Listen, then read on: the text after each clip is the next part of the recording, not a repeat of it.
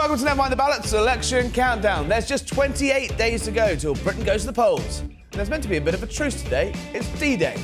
We'll see how long that lasts. As the dust settles on the first leaders' debate, Labour and the Tories are still arguing about tax. But in the outside lane, here come Reform under new leader Nigel Farage. They're now within an ace of overtaking the Conservatives. Could the government really slip into third place? YouGov's latest poll thinks so. But we've had enough of polls. Yesterday we did all that. Today we're talking about phones. Writing this morning's Sun, two stars of legendary comedy Peep Show unite to urge both major parties to put a clampdown on kids' access to phones in their manifestos. Sophie Winkleman and Isy Suttie, who played Big Suze and Dobby, don't forget, say while parents witness the horrifying influence of smartphones on their kids, politicians are doing nothing to fight the global tech firms raking in billions from the destruction of children's minds. And with me now is Sophie Winkleman. Big Suze is here. Morning. Morning. And Jack Elsom, Sun chief political correspondent, who once came second in a Peep Show themed pub quiz. My claim to fame. But we'll park that now. Morning, Sophie. Welcome. Thank you. You're an actress. You're very famous, but you're also now a campaigner. Your piece is punchy stuff. How did you get involved? I got involved because I'm a patron of an education charity, and I've travelled the land seeing all sorts of schools and seeing the influence of phones and social media on our young, not just teenagers anymore, very young children. I've spoken to lots of teachers, I've spoken to lots of parents, and we're in a catastrophic state in terms of child welfare. You're a parent yourself. Do your kids have smartphones? Well, they're begging me for one because they've found out that I'm very anti them. So it's huge pressure from kids. I mean, it's technically already, you can't buy a smartphone if you're under 16. So parents are enabling kids, right? They are, and I don't blame the parents because it's a collective action problem. So if all the children in your class have a phone, of course you're going to want one. And you don't want your child to be a social leper by not giving them one, but you'll completely lose them if you give them a phone, and I'm seeing it all over the country. It does seem to be a sort of growing backlash. Talking to my family members, talking to people, like there's a sort of expectation that a kid goes to senior school, donk, they get a phone. I know. But that seems to be sort of shifting now. The debate, I think, is bubbling under the surface, ironically, in WhatsApp groups and Facebook groups, mums, dads, Schoolgate sort of networking. It feels like the government and politicians are slightly playing catch-up on this now? They are playing catch-up. There's a lot of grassroots movements who are saying, let's all band together and not do this. And they're brilliant and very impressive, and I know all of them. I'm very proud of them all. But for all children to be protected, it needs to be a legal thing. It needs to be a government thing because, can't just be in little pockets of Britain. Do you think it's feasible, though? I mean, is it actually possible to outlaw kids having phones? Or you could turn them into sort of contraband? They're trying to stop kids vaping, but all the kids vape anyway. They're trying to, they've all been trying to stop kids drinking. There's an underage culture of drinking in this country. Surely there'll be an underage culture of, look what I've got, have a look at my smartphone. I think, of course, kids are going to find ways to rebel, but if it's the mass majority, there are lots of very easy ways to do this. There are child-safe phones where they can text, they can call, bit of music, some maps, and that is it. They shouldn't have any social media. That's the other thing the parents, the argument that phone companies certainly make, Google's and the like make, is that actually parents like being able to know where their children are because of the GPS technology.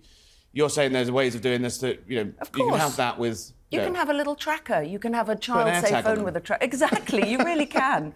And then they'll be safe in the real world and safe in the online world. You don't hold back in your piece. TikTok is a brain liquidizer, Instagram a self-loathing factory, Snapchat a focus killer, Twitter a porn fest, and WhatsApp a stinking pit of cyberbullying. It feels like you're trying to slam the door after the horse has bolted, though, right?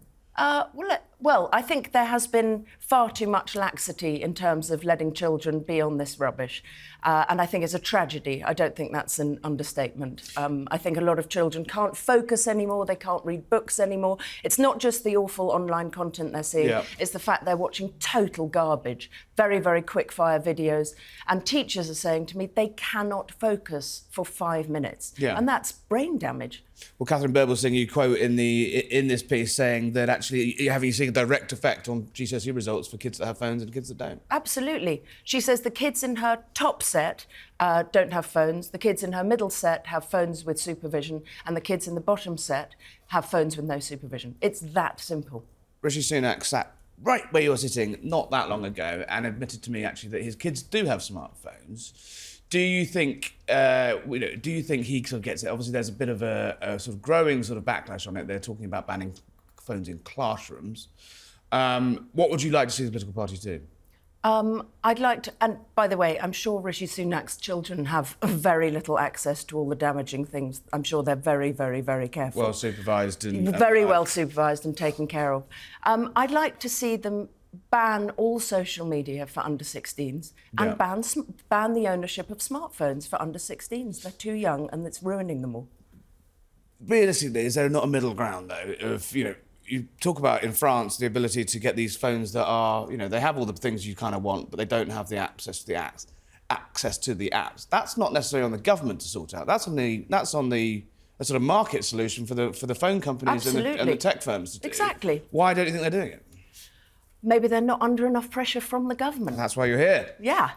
keep the pressure up. Jack, bringing you in, and we're going to talk about your Peep Show pub quiz in a moment, because it's really quite weird. But, but do you think, you cover education beat a lot. Do you think ministers get it, or even their shadows on either side understand the sort of growing swell of campaigners like Sophie and parents and pressure? Well, if they don't, they're putting their fingers in their ears, because there is a clamour at the moment for this type of action.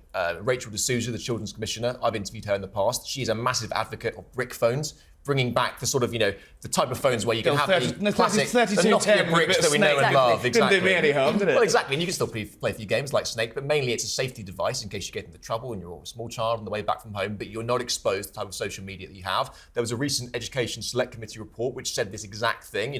Politicians should be considering a flat-out ban on smartphones. Rishi Sunak and Keir Starmer, both parents of young children, obviously they probably get it as well. The problem is at the moment in terms of how you legislate for this, because we've had this very fraught wrestling over the Online Safety Act over the past few years, and that is meant to prevent any social media company from putting something on their platform which is not necessarily even illegal, but just harmful for children, and they can be fined billions of pounds if they fail to do that. Can they do that? Can they? And will they ever be? Because if you call it a massively bloated and a slow-moving fatberg that's never going to keep up with online dangers, has anyone been fined yet? Or is it just a sort of fig leaf piece of legislation where politicians, as ever, can say, look, we're doing something? Yeah, well, not yet. And the proof will be in the pudding with this one about actually whether it has teeth, because any parent will tell you, and even I can tell you, that there is still stuff online and it's not being stamped out. So clearly, at the moment, it's still not working, and it's still not as much as a deterrent as it should be. So if you want both parties to put this in the manifesto, have you contacted politicians directly yet, or what's the Well, a lot of plan? politicians are very supportive.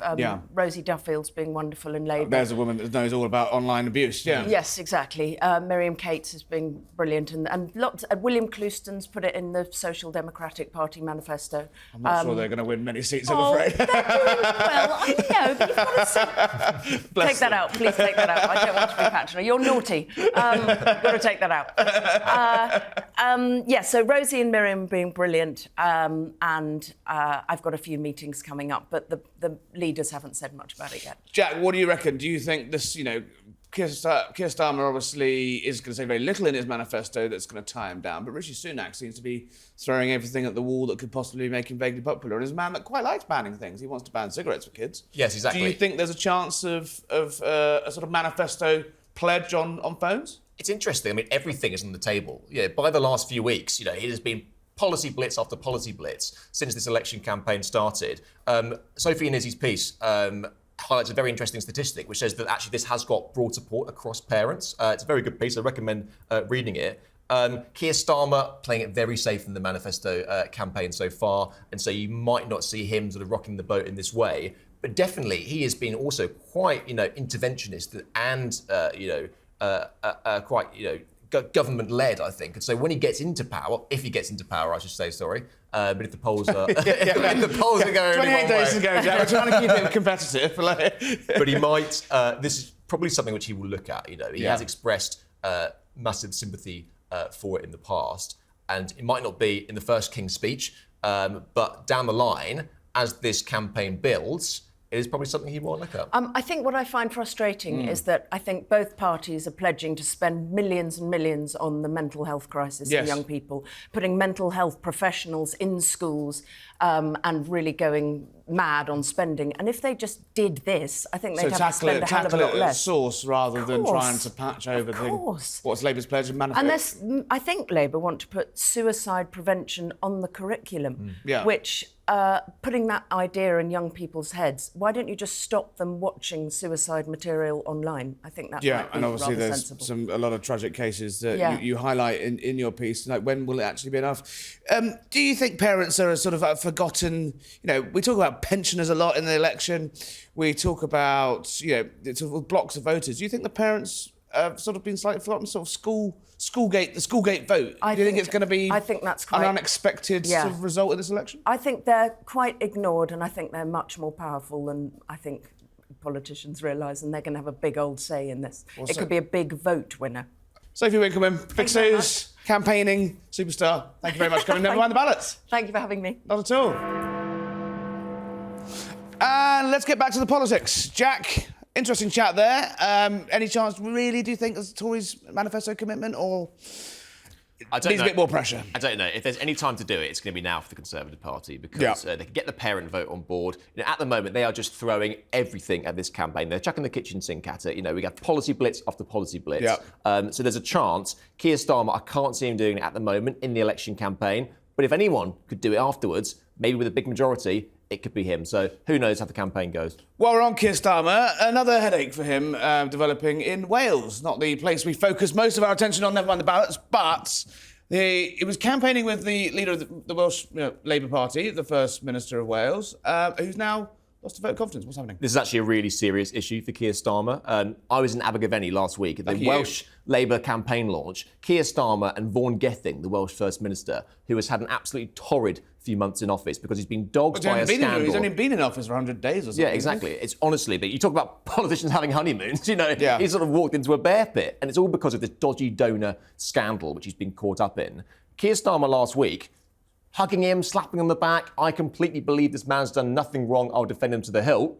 Well, funny, because yesterday he lost the confidence vote in the Welsh Senate. Even some of his own Labour Welsh Assembly members didn't turn up to vote for him. He is clinging on, saying he won't resign. Playing the race card as well. Yeah, saying he won't resign as well. He's lost the confidence vote. Now, it's really serious. And the first question Keir Starmer's going to be asked today when he did interviews is, do you still back your disgraced Welsh First Minister, Vaughan Gething?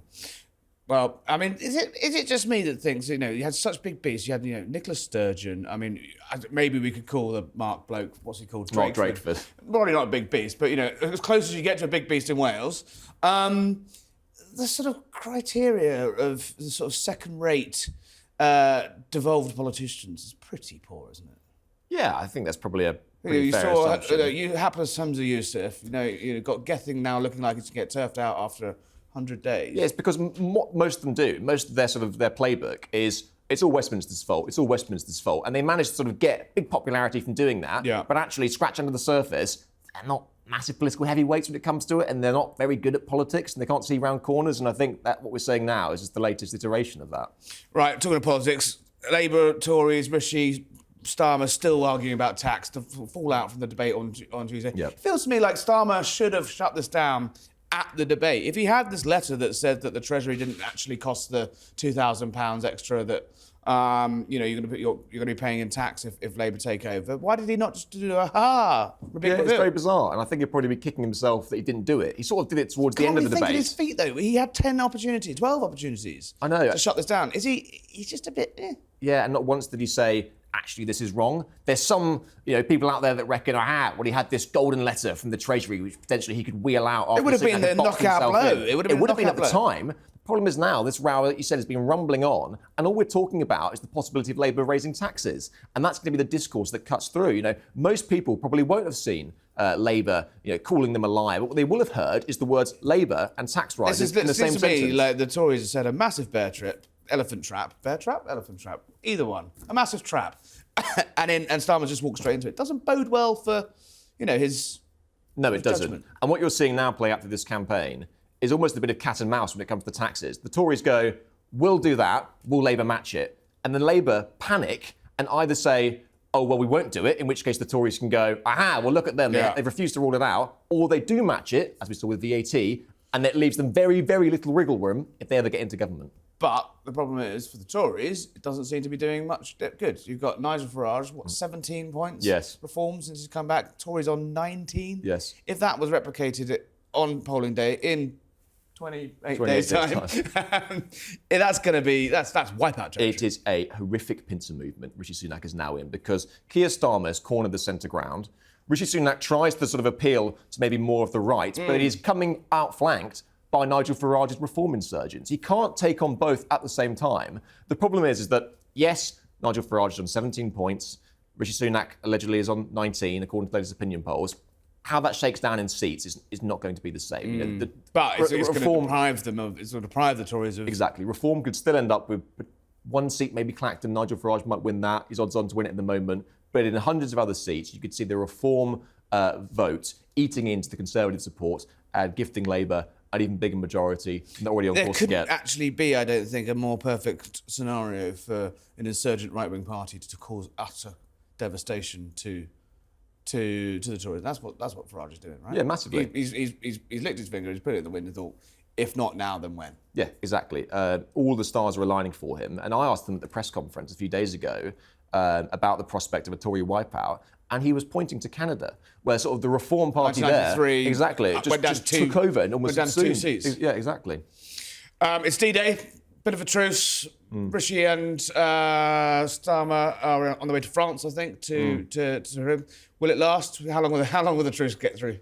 Well, both of them are very keen to burnish their defence credentials, and I think that they will take a truce today, actually, to respect, the fallen heroes of the Second World War, but also the ones who are still alive. And there's a absolute stirring leader column in today's Sun, which outlines all it's of good, this. isn't it? It's very, very good. It is well worth reading. Like everything in this morning's Sun's, Big Susan and Dobby's piece, stirring leader.